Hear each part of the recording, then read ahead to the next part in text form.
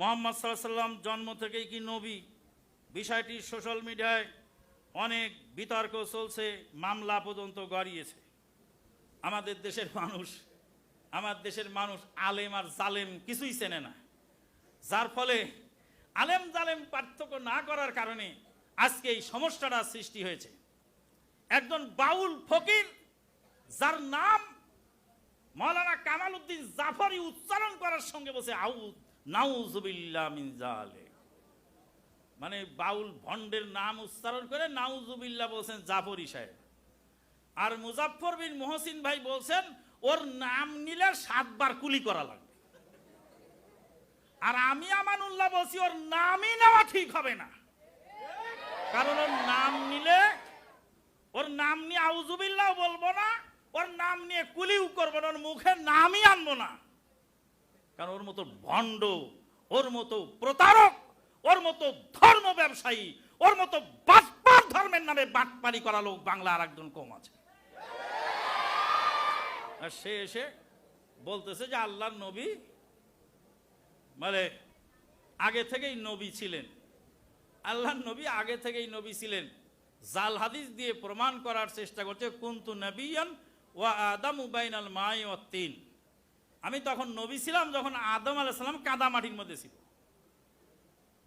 কওমি দেওবন্দি আকীদার একজন আলেম, দেওবন্দিরা তো নিজেরা অহংকারে মাটিতে পাও ঠিকায় না, আর বলে আমরাই হলাম হক্কানি, হকের ঠিকাদার। দেওবন্দি আলেমদের মধ্যে একজন আলেম, তিনি এই জাল হাদিস বর্ণনা করে তিনিও প্রমাণ করছেন তিনি ওই ভণ্ডের দলের অনুসারী। সম্মানিত উপস্থিতি, নবী সাল্লাল্লাহু আলাইহি সাল্লামকে আল্লাহ পাক নবুয়ত দান করলেন। যখন 40 বছর বয়স হলো তখন আল্লাহ পাক ওহীর মাধ্যমে তাকে নবুয়ত দিলেন। এটাই চূড়ান্ত, এটাই ঠিক। মদ বা সিগারেট খেলে কতদিন শরীর নাপাক থাকে? মদ বা সিগারেট খেলে 40 দিন সালাত কবুল হয় না মর্মে একটি হাদিস পাওয়া যায়। মদ সিগারেট খেলে 40 দিন সালাত কবুল হয় না মর্মে হাদিস রয়েছে। শেখ আহমদুল্লাহর নবুয়ত নিয়ে বক্তব্যের অনেক আলেম বিরোধিতা করছে, এর পিছনে মূল কারণ কি জানাবেন? কিছু মানুষ আছে বিরোধিতার খাতিরে বিরোধিতা করে। তো বিরোধিতা, আল্লাহ পাক বলছেন তোমার আপনজনের বিরুদ্ধে যদি হয় তবে তুমি হক কথাটা বলো, তুমি হকের উপরে অটল থাকো। যদি তোমার আপনজনের বিরুদ্ধেও হয়, কাজেই আমার আপনজনও যদি ভুল বলে তাহলে ভুল, আর আমার দূরবর্তী কেউ যদি সঠিক বলে তাহলে সেটা সঠিক। শেখ আহমদুল্লাহ ভাই নবুয়ত নিয়ে যা বলেছেন তার বক্তব্য ঠিক আছে, কিন্তু কিছু মানুষ বিরোধিতার খাতিরে বিরোধিতা করছে। গাছ বিক্রি করে এক লোক হজে গেলেন। বাংলাদেশের একজন ব্যক্তি গাছ বিক্রি করে হজে গেছেন, মানে গাছ লাগাইছেন 12 বছর বা 18 বছর আগে লাগাই, বলছেন এই গাছ যখন বড় হবে বিক্রি করে হজে যাব। তো তিনি সেই গাছগুলি বিক্রি করে হজে যাচ্ছেন। তার উপর তো হজ ফরজ হয়নি, হজ তার উপরে ফরজ হয়েছে। হজ তার উপরে ফরজ হয়েছে, মানে হজে যাওয়ার জন্য সে টাকা জমা করছে, আল্লাহ পাক তাকে ব্যবস্থা দিয়েছেন। এখন হজে গিয়ে ঘুরে আসার মতো টাকা গাছ বিক্রি করে তার হয়ে যায়। অতএব তিনি হজে গেছেন, আল্লাহ পাক তার হজ কবুল করুন, আল্লাহুম্মা আমিন। ইব্রাহিম রাইসির মৃত্যুতে ইন্নালিল্লাহ পড়বো না আলহামদুলিল্লাহ পড়বো? ইন্নালিল্লাহ পড়ার দরকার নেই, আলহামদুলিল্লাহ পড়ার দরকার নেই।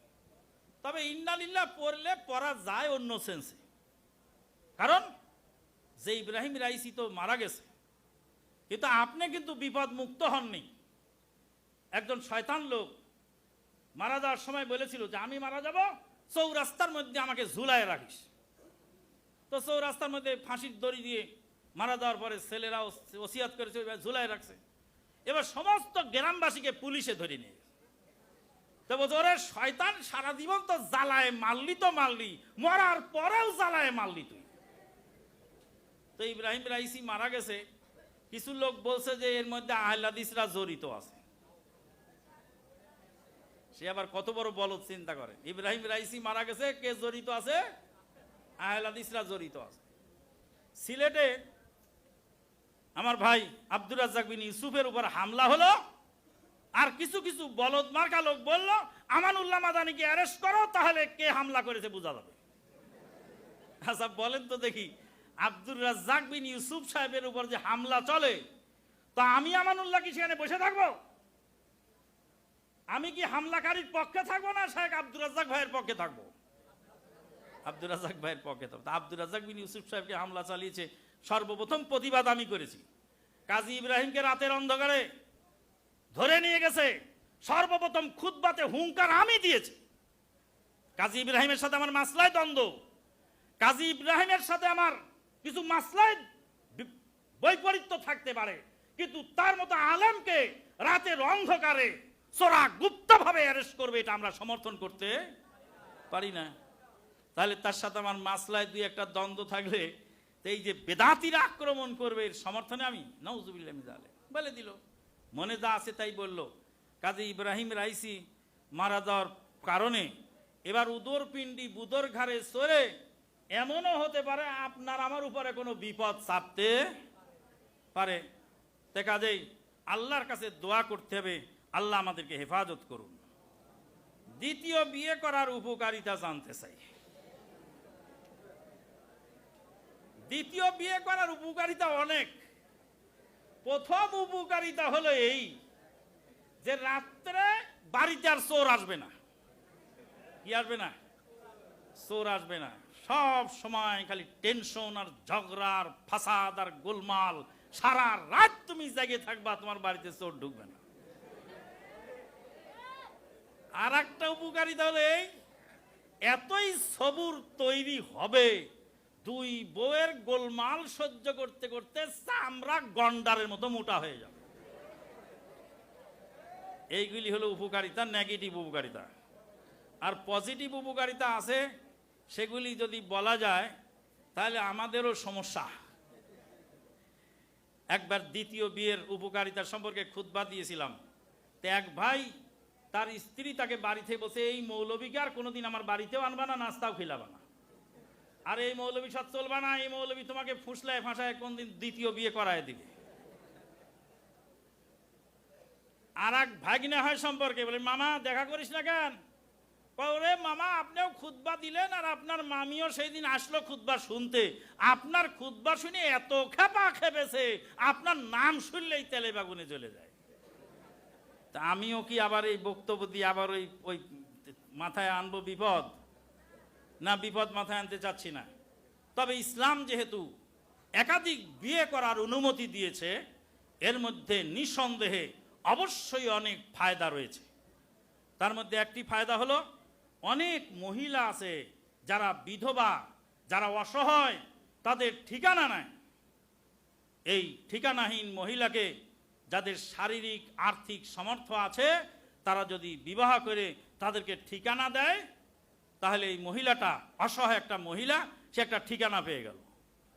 আর এই পুরুষ লোকটা বিপদে আপদে, তার স্ত্রী অসুস্থ আছে, তার স্ত্রীর ডেলিভারি হয়েছে, তার স্ত্রী প্রেগনেন্ট আছে, মাসিক যে নিয়মিত প্রবলেম আছে, এই প্রবলেমের সময় সে অন্যায় কাজের দিকে ধাবিত হবে না, ভালো কাজ সে করতে পারবে। আর ওই বোন, যেই বোনের বাড়িতেই আর এক বোন আসবে, দুই বোন মিলে যদি ভাগাভাগি করে মিলেমিশে যদি কাজ করে, তাহলে অনেক উপকার হয়। সর্বোপরি মানবতার সেবা ও কল্যাণ হয়, মানুষের অনেক কল্যাণ হয়, অসহায় মানুষদের সাহায্য হয়, নিজেদের সুযোগ সুবিধা হয়। কিন্তু আমাদের দেশে মানে না, আমার দেশের প্রেক্ষাপট বড় ভিন্ন, যার ফলে কিভাবে এটাকে নস্যাৎ করা যায় সেই ধান্দায় থাকে। আল্লাহ পাক আমাদেরকে হেফাজত করুন, আল্লাহুম্মা আমিন।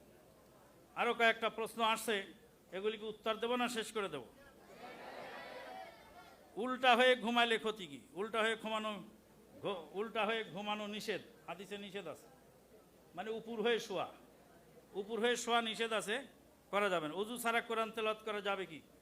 জি হ্যাঁ, বিশেষ প্রয়োজনে উজু ছাড়াও কোরআন তেলাওয়াত করা যায়। বছর পর থেকে যে গুনাহ শুরু হয়, তার আগে শুরু হয় না, এটা কি সহিহ হাদিস? 16 বছর বলে কোনো কথা নয়।